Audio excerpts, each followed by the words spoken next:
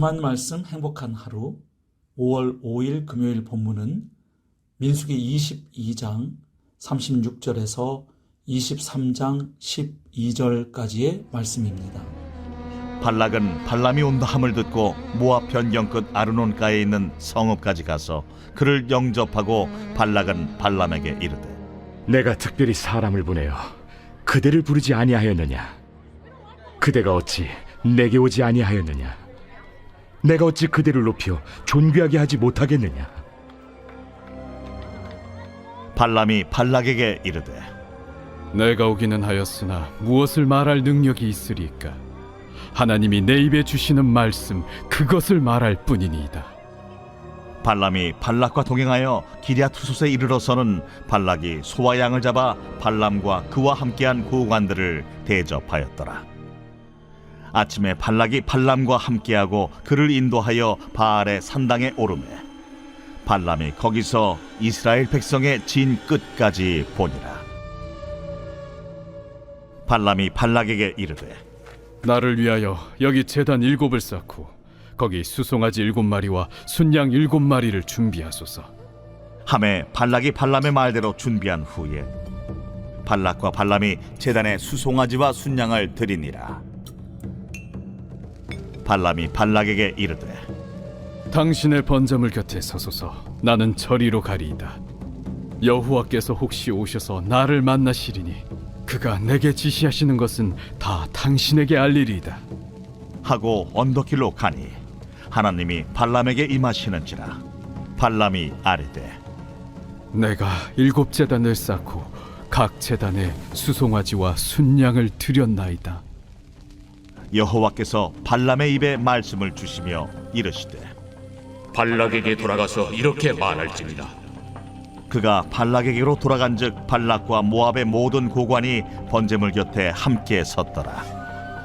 발람이 예언을 전하여 말하되 발락이 나를 아람에서 모압 왕이 동쪽 산에서 데려다가 이르기를 와서 나를 위하여 야곱을 저주하라. 와서 이스라엘을 꾸짖으라 하도다. 하나님이 저주하지 않으신 자를 내가 어찌 저주하며 여호와께서 꾸짖지 않으신 자를 내가 어찌 꾸짖으랴. 내가 바위 위에서 그들을 보며 작은 산에서 그들을 바라보니 이 백성은 홀로 살 것이라. 그를 여러 민족 중에 하나로 여기지 않으리로다.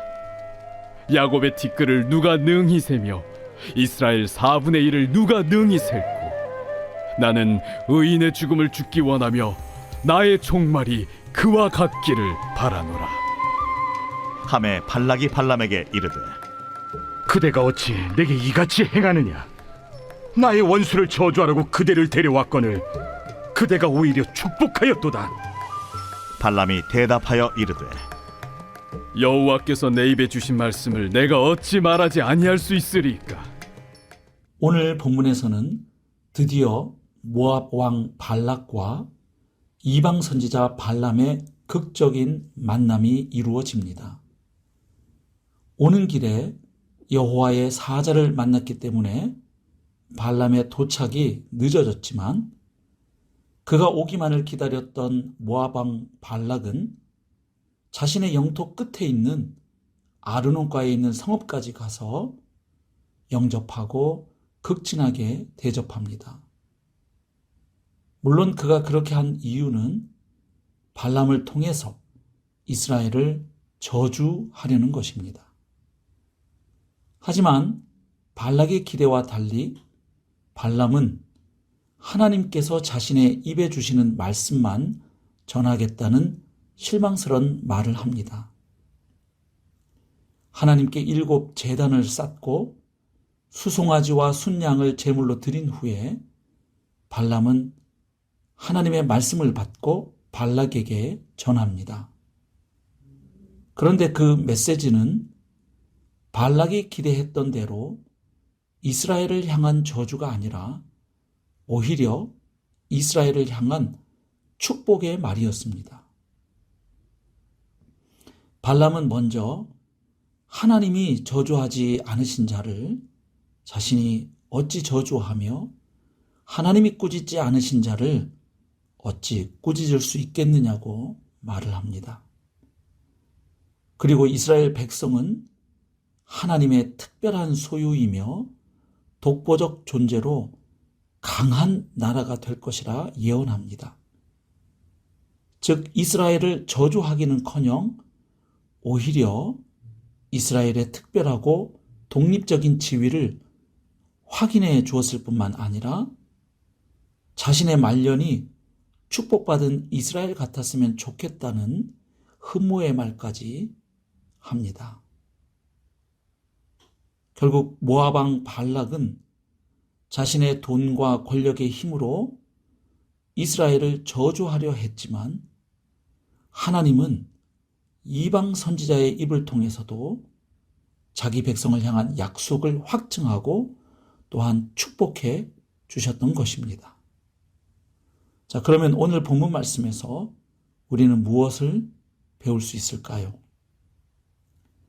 먼저 하나님의 백성이 가는 길을 회방하고 저주하려는 시도에는 시대가 따로 없다는 사실을 알게 됩니다. 즉 하늘 백성이 이 땅을 순례자로 살아가는 동안 비난과 공격, 회방을 받을 수 있다는 것입니다. 그것은 전혀 이상한 일이 아니라는 것입니다. 물론 하나님의 자녀들이 부도덕하고 위선적인 삶을 산 결과로 세상 사람들로부터 받는 조롱이나 질타를 받는 것을 말하는 것이 아닙니다. 어두운 세상에서 빛의 자녀로 살아가며 옳음과 진리를 향해 가는 삶으로 인해 받는 저항과 공격을 말하는 것입니다. 우리 주님도 적대하는 자들의 방해와 공격을 받으셨습니다. 그리고 주님의 뒤를 따른 사도들도 그랬습니다. 그러므로 이 세상에서 하나님의 자녀답게 살려는 노력과 헌신 때문에 오는 비난과 공격이 있다면 너무 당황해하거나 놀라지 말아야 하겠습니다. 두 번째로 인간이 아무리 자신의 꾀와 힘으로 하나님의 뜻과 계획을 거스르려 해도 소용이 없다는 사실을 배우게 됩니다. 사실 하나님께 빨리 복종하면 할수록 그것이 사는 길이고 지혜로운 길입니다. 하지만 하나님께 복종하면 간단할 것을 사람은 하나님을 거스르기 위해서 너무 많은 대가를 지불합니다. 하나님을 내 뜻에 맞추고 설복시키려 하는 것보다 내가 그분에게 설복당하는 것이 지혜로운 길이고 복받는 길임을 잊지 않았으면 좋겠습니다. 마지막으로 하나님은 이 세상의 악한 도모에도 상황을 반전시키시고 반드시 자신의 뜻을 이루시는 분임을 확인하게 됩니다. 또한 자기 백성과 맺은 언약을 지키시는 신실하신 분임을 발견하게 됩니다. 예수 그리스도의 십자가 대속의 은혜를 통해서 우리와 새 언약을 맺으신 하나님께서 우리를 끝까지 지켜주시고 함께해 주실 것을 우리가 확신할 수 있다는 것입니다. 그러므로 신앙의 여정 중에 만나는 방해와 시련 때문에 완전히 낙심하거나 포기하지 말아야 하겠습니다. 사랑하는 성도 여러분, 오늘 하루도 하나님의 신실하심을 굳게 믿고 묵묵히 순례자의 여정을 이어나가는 복된 성도님들의 삶이 되기를 주님의 이름으로 축복합니다.